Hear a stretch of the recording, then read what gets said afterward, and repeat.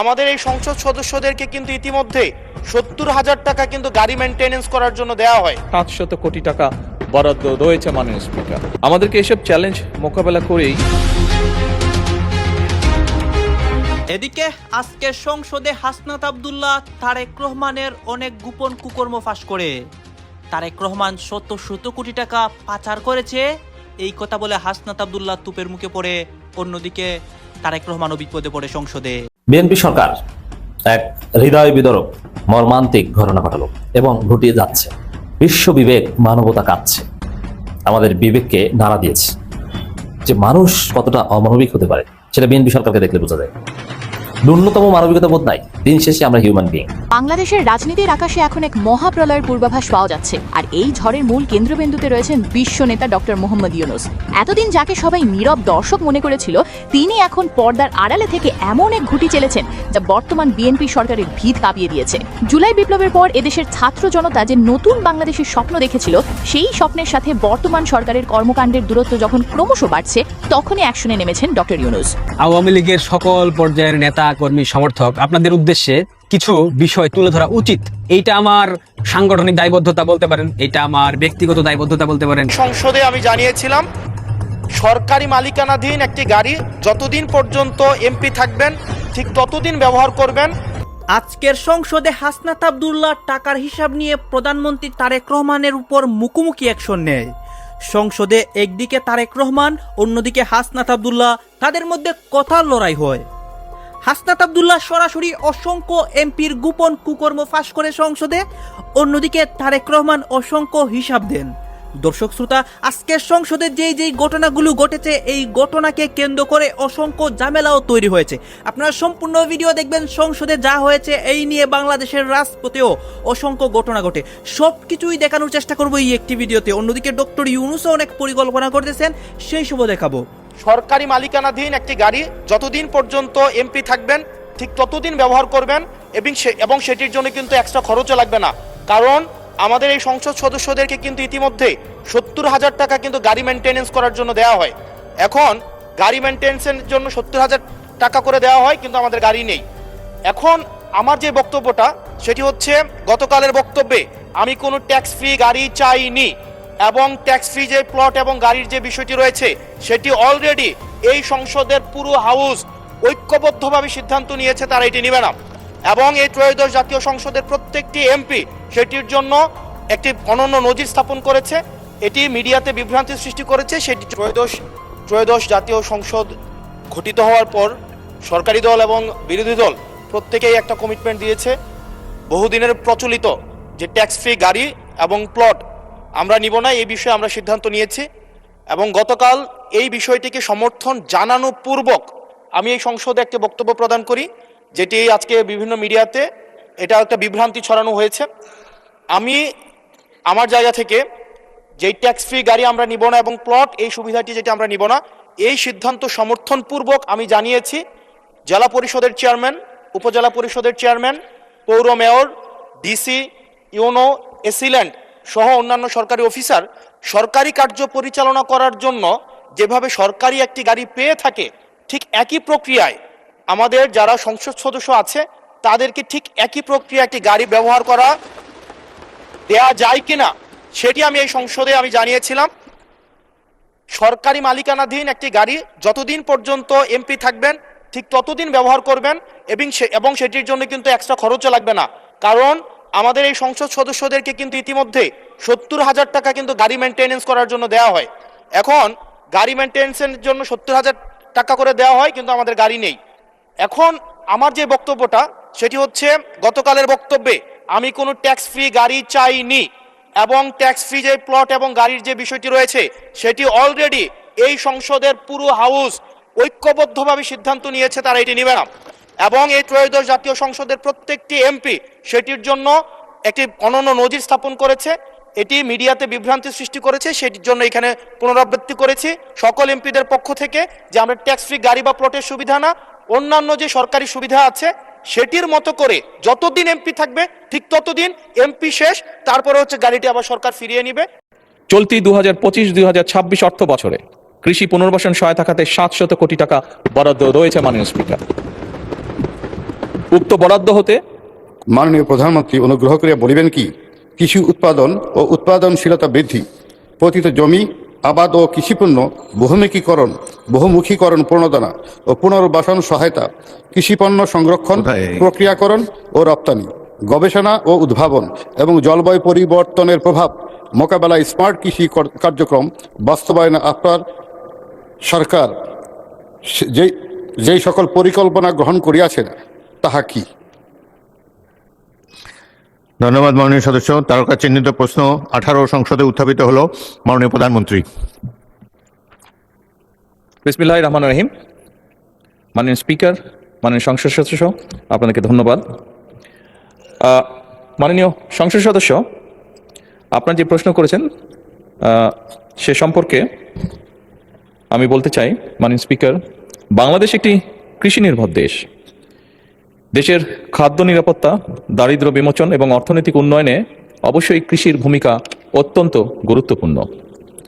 তবে আমরা যেটি সবাই দেখছি, আমাদের চোখের সামনেই ঘটছে বিভিন্ন বিষয়, যেমন জলবায়ু পরিবর্তন, জনসংখ্যা বৃদ্ধি, জমির পরিমাণ হ্রাস এবং প্রযুক্তির যে সীমাবদ্ধতা, এই সকল কারণে কৃষিখাত বিভিন্ন রকম চ্যালেঞ্জের সম্মুখীন।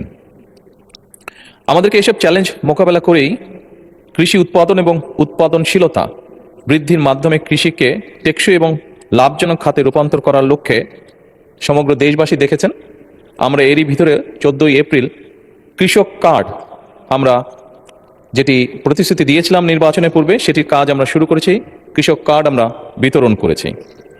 এই কার্ডের মাধ্যমে আমরা কৃষকদের কাছে 10টি সেবা, যথা ন্যায্য মূল্যে কৃষি উপকরণ বিতরণ, সরকারি ভর্তুকি ও প্রণোদনা প্রদান, স্বল্প মূল্যে কৃষি যন্ত্রপাতি সরবরাহ, ন্যায্য মূল্যে সেচ সুবিধা, সহজ শর্তে কৃষি ঋণ, কৃষি বীমা সুবিধা, ন্যায্য মূল্যে কৃষি পণ্যের বিক্রয় সুবিধা, কৃষি বিষয়ক প্রশিক্ষণ, ডিজিটাল প্ল্যাটফর্মে আবহাওয়া এবং বাজার তথ্য প্রাপ্তি সহ ফসলের রোগবালাই দমনের পরামর্শ প্রদান, এই সকল বিষয় আমরা কৃষকদের কাছে পৌঁছে দেওয়ার চেষ্টা করব এবং ইনশাল্লাহ আমরা পৌঁছে দিতে সক্ষম হব।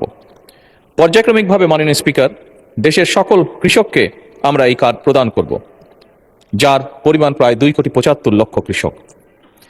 মাননীয় স্পিকার, এছাড়াও কৃষির উন্নয়নে বর্তমান সরকার আরও অনেকগুলো সময় উপযোগী পরিকল্পনা গ্রহণ করেছে।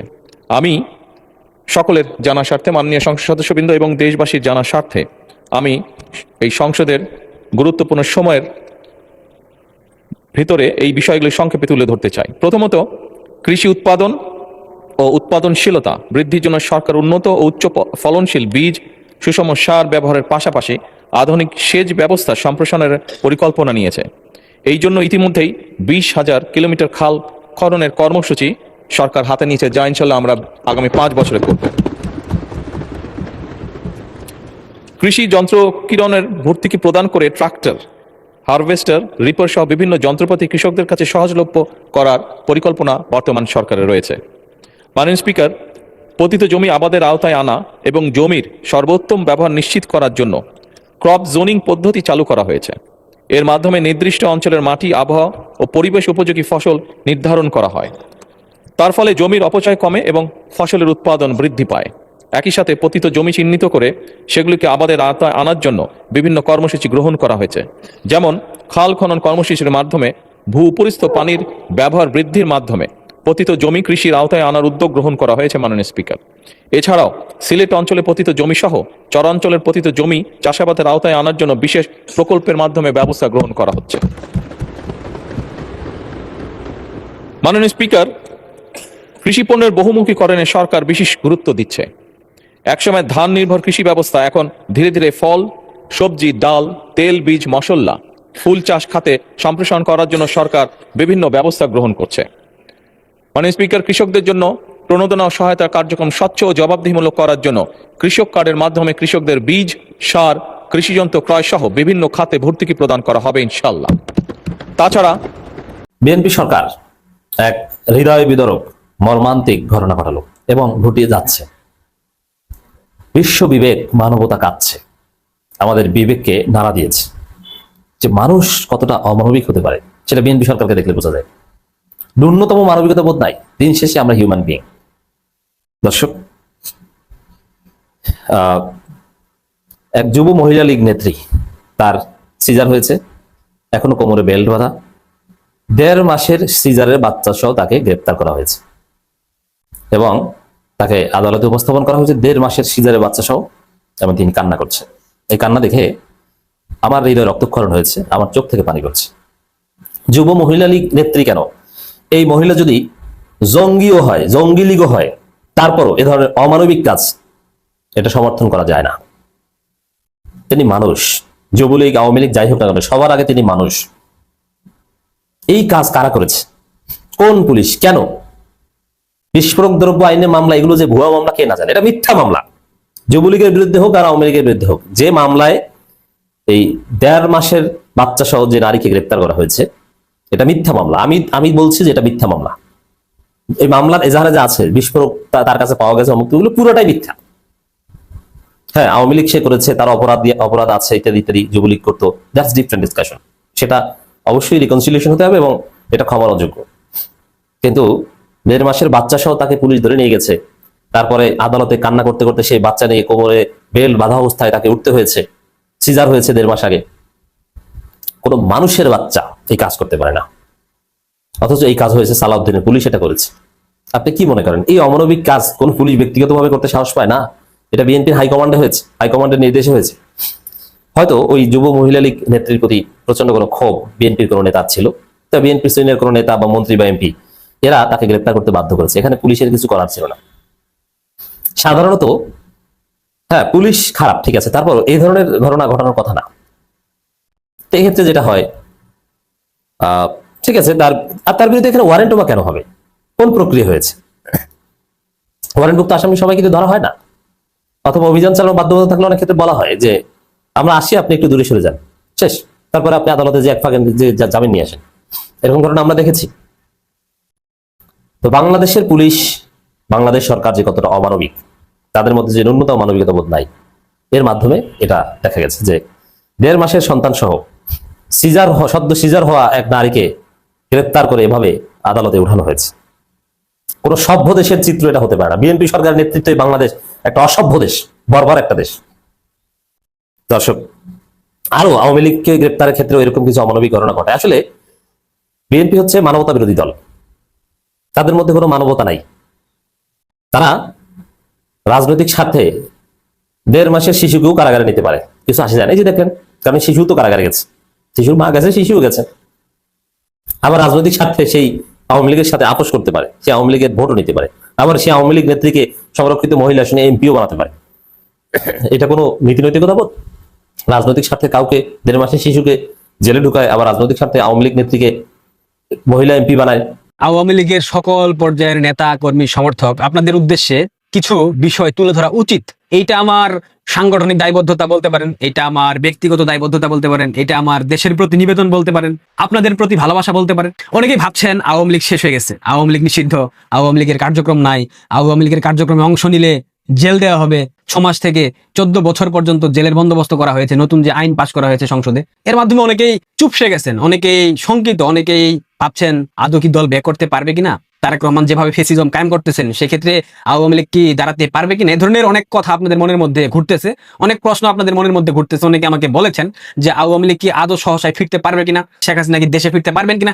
এ ধরনের অনেক কথা আপনারা বলতেছেন, আপনাদের মনের মধ্যে প্রশ্ন জাগতেছে। এটা খুব স্বাভাবিক জায়গাটায়, কারণ যেভাবে নির্যাতন নিপীড়নের মাত্রা বাড়ানো হচ্ছে, যেভাবে অসম্মান অবদস্থ করা হচ্ছে শুধুমাত্র সমর্থন করার কারণে, যেভাবে আপনাদের ব্যবসা প্রতিষ্ঠান দখল করা হয়েছে, আপনাদের আয়ের উৎস বন্ধ হয়ে গেছে, আপনারা ঠিক মতো চলতে পারেন না, দেশের যে অবস্থা এর মধ্যে আপনাদের আর অবস্থা খুব জঘন্য, সবকিছু মিলিয়ে আপনারা হতাশার মধ্যে ডুবে যাচ্ছেন। আপনাদের উদ্দেশ্যে কিছু বিষয় আমি বলি। আওয়ামী লীগের 3য় প্রজন্ম দাঁড়িয়ে গেছে, 3য় প্রজন্মের হাত ধরে বাংলাদেশ আওয়ামী লীগ সুসংগঠিত হবে। এটা কিন্তু অনেক বড় সত্য একটা কথা, এর থেকে বড় সত্য কথা এই মুহূর্তে নাই। 3য় প্রজন্ম আমরা দাঁড়িয়ে গেছি, আমাদের পরবর্তী প্রজন্ম আছে জেনজি, তারাও দাঁড়িয়ে গেছে। আমি কিন্তু জেনজি না। ধরেন বাংলাদেশ আওয়ামী লীগ 20 বছর ক্ষমতায় আসতে পারলো না। আপনারা অনেকে যারা ভাবছেন আওয়ামী লীগ নিঃশেষ হয়ে যাবে, ধ্বংস হয়ে যাবে, নিশ্চিহ্ন হয়ে যাবে, আওয়ামী লীগের নামগন্ধ মুছে যাবে, আওয়ামী লীগ মুসলিম লীগ হবে, আপনারা ভুল ভাবছেন। আওয়ামী লীগ কিন্তু শুধুমাত্র একটা সংগঠন না, আওয়ামী লীগ একটা বিশাল অনুভূতি, যে অনুভূতিকে কখনোই গলা টিপে চাপ প্রয়োগ করে হত্যা করা যায় না। আমার বয়স 30, আগামী 20 বছর পর আওয়ামী লীগ ক্ষমতায় আসবে, তখন আমার বয়স হবে 50। ধরেন আমার চ্যাপ্টার ক্লোজ, যেহেতু বাংলাদেশের গড়ায়ু কম, আমি ধরেন ক্লোজ এখন আমার যে ছেলে হবে বা আমার ছেলের যে ছেলে হবে তারা কিন্তু জন্মগতভাবে আওয়ামী লীগ করবে। আমার বাবা আওয়ামী লীগের নেতা ছিল, দাদা আওয়ামী লীগের নেতা ছিল, আমার বাবা আওয়ামী লীগ করেছে, সুতরাং আমার যে সন্তান হবে। দর্শক আপনারা তো দেখলেন এখানে কি কথা হচ্ছে, অনেকেই কিন্তু অনেক কথা বলতেছে, অনেকে আলোচনা করতেছে, অনেকে সমালোচনা করতেছে দেশের বিভিন্ন অবস্থা এবং পরিস্থিতি নিয়ে। বিশেষ করে এখানে আমরা দেখতে পাচ্ছি দেশের রাজনীতির প্রেক্ষাপট নিয়ে কথা হয়, আর অনেক বিষয় নিয়ে কথা হয়। গাইজ এই বিষয়গুলো দেখে এবং দেশের রাজনীতির প্রেক্ষাপটগুলো নিয়ে আপনার মন্তব্য কি? আপনার গুরুত্বপূর্ণ মন্তব্যটা অবশ্যই আপনারা আমাদের কমেন্ট বক্সে লিখে যাবেন। সর্বশেষ আপনাদের কাছে আমাদের একটা রিকোয়েস্ট থাকবে, আপনারা আমাদের চ্যানেলে নতুন দর্শক হয়ে থাকলে চ্যানেলটি সাবস্ক্রাইব করবেন এবং পাশে থাকা বেল বাটনটি বাজাবেন যাতে করে নেক্সট ভিডিওটা সবার আগে আপনাদের কাছে পৌঁছে যায়। ধন্যবাদ।